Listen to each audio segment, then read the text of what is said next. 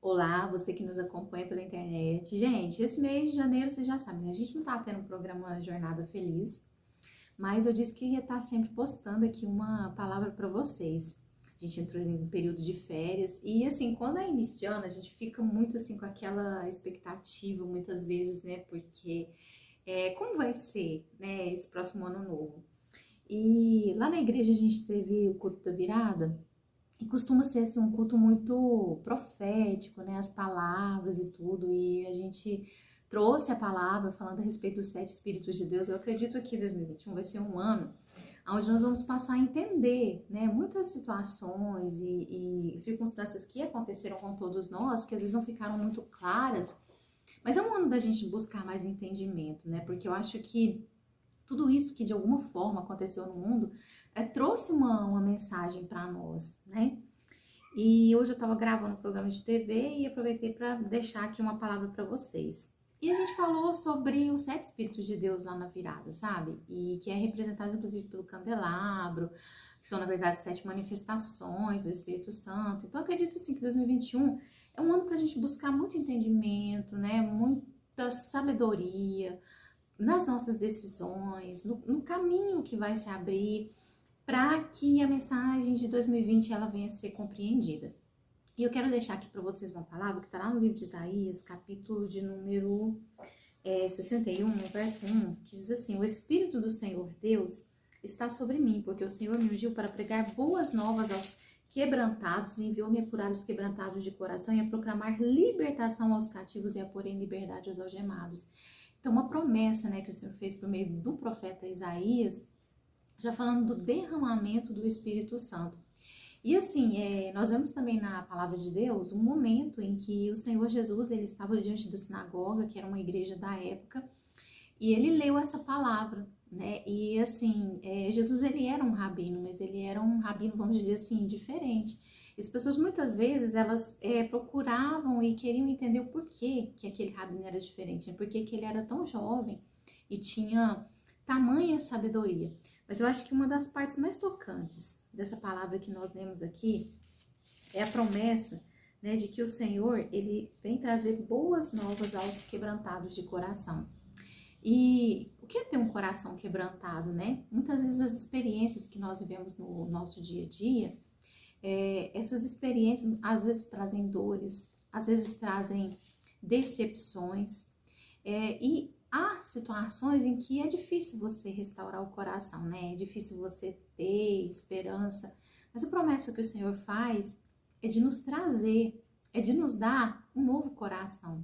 E isso só o Senhor pode fazer, só o Espírito do Senhor pode fazer, né? De trazer um coração renovado. E é onde Ele diz para você, olha, me entrega o seu coração e eu vou te dar um novo coração. Né? Então, assim, muitas vezes tem pessoas que ao longo da vida, dependendo do tipo de situação que vivenciaram, passam a ter às vezes um coração insensível, às vezes um coração amargurado, né? Tem pessoas que às vezes não creem mais, decidem não esperar mais, deixa o desânimo bater no seu coração e aí não tem mais fé, porque a pessoa ela simplesmente ela não consegue mais enxergar a esperança. Mas a palavra que o Senhor traz é: eu vou te dar um novo coração. E é esse o poder renovador do Espírito de Deus, de nos renovar a cada dia. Como? Né? Muitas vezes, quando você começa a conhecer a Deus verdadeiramente, você começa principalmente a ter contato com o amor de Deus, esse amor ele te envolve, esse amor ele te renova, você vai se sentindo amado. E esse amor é que traz para você um novo coração, né, que traz uma novidade de vida no seu ser. E assim, gente, eu costumo dizer que é maravilhoso quando você começa, por exemplo, a ter experiências com Deus e no seu dia a dia, nas pequenas coisas, né, de repente você sente esse amor de Deus, assim, cuidando mesmo da sua vida. E tem alguns exemplos simples, não sei se você já passou por uma situação assim, que de repente, você às vezes tinha algo que você estava falando no seu coração, que é só você e Deus, né, que sabe aquilo que você estava, de repente, falando, e de repente, ao longo do seu dia, aquilo acaba acontecendo, você fala, gente, mas eu não falei isso pra ninguém, eu realmente queria muito isso, mas Deus usa alguém, Deus usa uma pessoa, e são pequenas demonstrações, né, do amor de Deus por nós.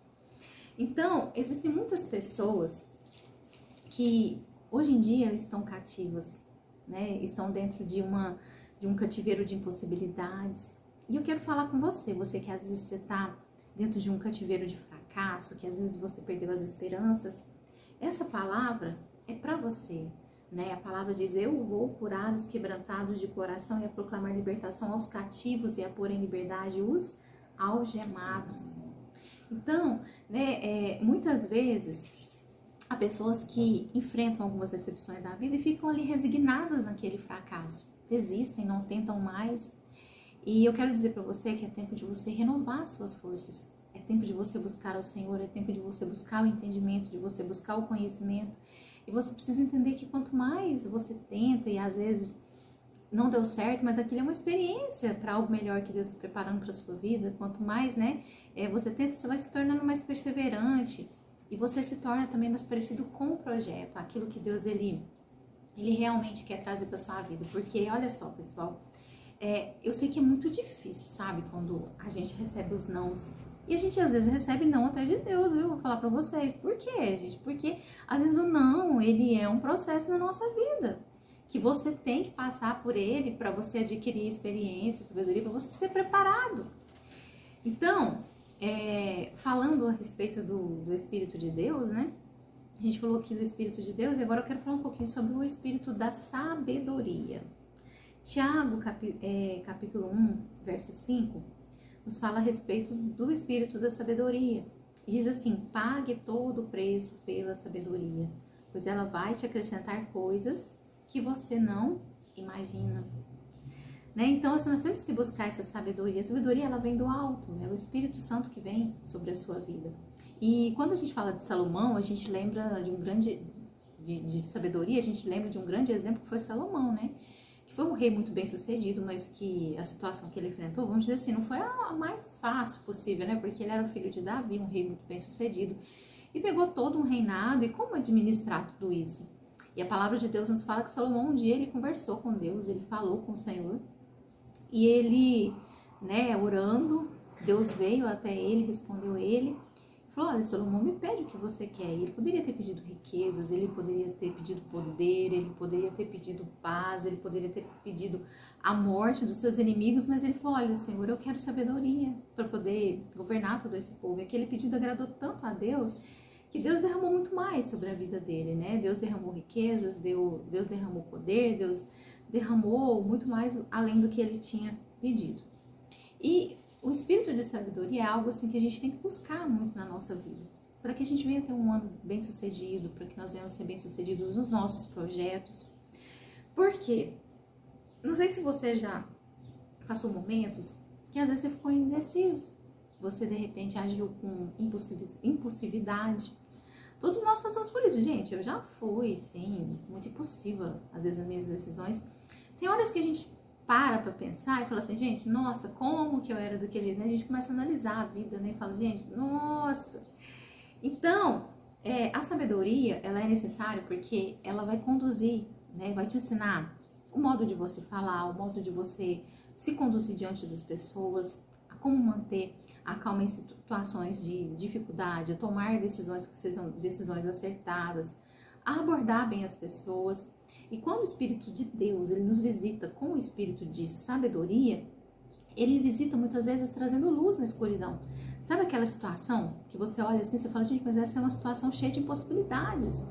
Eu não sei o que fazer para sair desse problema, não sei o que fazer para continuar da agora para frente. E você busca o Espírito do Senhor, o Senhor ele vem com o Espírito de sabedoria, né, e traz aquela luz, você tem a direção, e aí você acaba entendendo a melhor maneira de você se desvincular daquela situação complicada, né, sem que você venha sofrer, vamos dizer assim, danos que venham ser irreversíveis, e você começa a ter aquela ideia da solução, né? Então a gente tem que realmente buscar sabedoria, e tem muitas lutas que às vezes você sofre, que essas lutas que você passa, elas são exatamente por causa da falta de sabedoria, né? Como naqueles momentos que você foi muito impulsivo, aqueles momentos que você agiu de uma forma precipitada, e aquilo às vezes te levou a errar, te levou a cair, te levou a sofrer alguns reveses, né, alguns fracassos. A palavra de Deus nos fala também do espírito de entendimento, que é uma das manifestações do Espírito de Deus, né? Provérbios capítulo 3, versos número 6 e 7, vou até abrir aqui, ó, para nós. Provérbios capítulo 3, versos 6 e 7, diz assim, ó, reconhece-o em todos os teus caminhos e ele endireitará as tuas veredas. Não sejas sábio aos teus próprios olhos, teme ao Senhor e aparta-te do mal. Será isto saúde para o teu corpo e refrigério para os teus ossos. Honra ao Senhor com os teus bens e com as primícias de toda a tua renda. O que é o espírito de entendimento, né? É quando, às vezes, você não consegue compreender uma certa situação que surge, mas o Espírito Santo, ele te visita, o espírito de entendimento, e faz com que você venha entender depois, né? E cumprir realmente a vontade de Deus para sua vida. Então, a palavra de Deus nos fala que a vontade de Deus para nós, ela é boa, ela é perfeita, ela é agradável. Então, antes de você passar, às vezes você pode até não entender aquilo que você está vivenciando. Mas o espírito de entendimento, ele traz o entendimento de todas as coisas, né? E as situações que às vezes você olha e fala assim, gente, mas parece que Deus, ele não sabe o que está fazendo. Não, deu tudo errado, saiu tudo fora do planejado, como eu imaginei, como eu tinha pensado, e você fala, não, tá acontecendo o pior. Mas aí você lembra de Romanos 8, né, que a palavra de Deus nos fala, porque todas as coisas contribuem para o bem daqueles que amam a Deus e foram chamados segundo o seu propósito. E aí você passa a confiar, você passa a entender.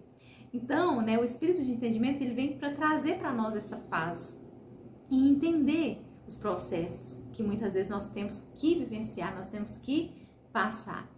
E a palavra de Deus nos fala também que nós não devemos buscar ser sábios aos próprios olhos. Por quê? Porque quando a pessoa ela busca ser sábia aos próprios olhos, simplesmente a pessoa ela não reconhece Deus no seu dia a dia, não reconhece Deus nas suas conquistas, nas suas vitórias, né?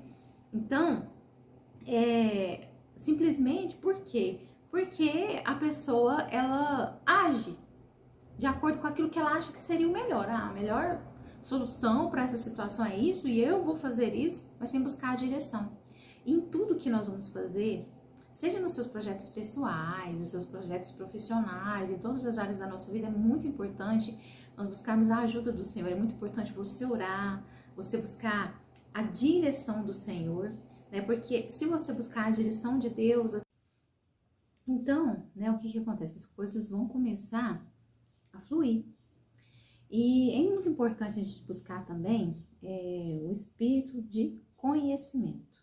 Provérbios 12:1 fala assim, quem ama a disciplina ama o conhecimento, mas o que aborrece a repreensão é estúpido. O que é você ter o espírito do conhecimento e ser iluminado, né, com o Espírito Santo trabalhando na sua vida através do espírito do conhecimento? É aquela situação que você já sabe o caminho das pedras. Não sei se você já fez algo pela primeira vez. Gente, como é difícil, né? Quando você já está acostumado com o processo, você já sabe como fazer, tudo se torna mais fácil. Então, quando o Espírito de Deus ele vem sobre a nossa vida com o espírito de conhecimento, né? É um momento que o Senhor, ele te ensina a como fazer, né? O que fazer. E às vezes é desesperador a pessoa ela não saber como você sair de certas situações. Até os americanos, eles têm um termo que eles usam muito, que é know-how, né? Que é saber como fazer, né? Então, o espírito do conhecimento, ele vem na sua vida te mostrando a como vencer, a como se portar, né? A como ser conduzido aos propósitos de Deus para a sua vida. E principalmente, você começa a conhecer também quem você é em Deus, né? E nada melhor para você conhecer a si mesmo do que o autor da vida, aquele que te criou, que conhece suas particularidades, né? Se revelar a você através do espírito do conhecimento para você entender, né? O porquê você foi criado, você entender os seus propósitos de vida. E quando você tem esse espírito do conhecimento, você passa a não precisar exatamente da aprovação das outras pessoas, né? Mas você vai começando a se conhecer. E muitas vezes as pessoas que elas não se conhecem, essas pessoas às vezes acabam errando muito o caminho e acabam ficando frustradas, acabam ficando desesperadas e acabam muitas vezes ficando também, vamos dizer assim, sem norte. Então, né, para que nós venhamos ser bem-sucedidos, é muito importante a gente buscar o espírito do conhecimento. E a palavra de Deus também nos fala do espírito do temor, né? O que é o temor? O temor a Deus, Provérbios capítulo 9, verso 10, olha só, Provérbios capítulo 9, verso 10, a palavra de Deus nos fala assim: o temor do Senhor é o princípio da sabedoria e o conhecimento do santo é prudência. Muitas pessoas, às vezes, quando pensam, né, na relação com Deus, às vezes acham que temor é igual a medo. Se engana, gente, temor não é igual a medo, né?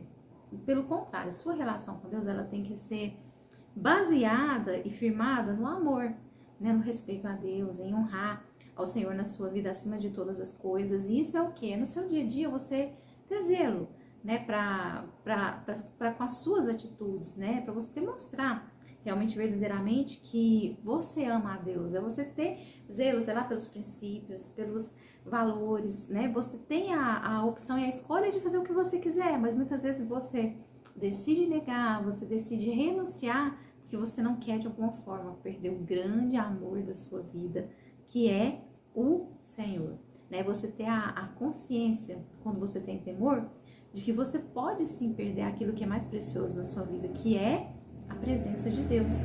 Então a gente vê essa situação na vida do rei Davi, né? Davi, ele tinha errado, ele tinha pecado, ele tinha adulterado e mais do que isso, né? Ele tinha se portado como, vamos dizer assim, um assassino.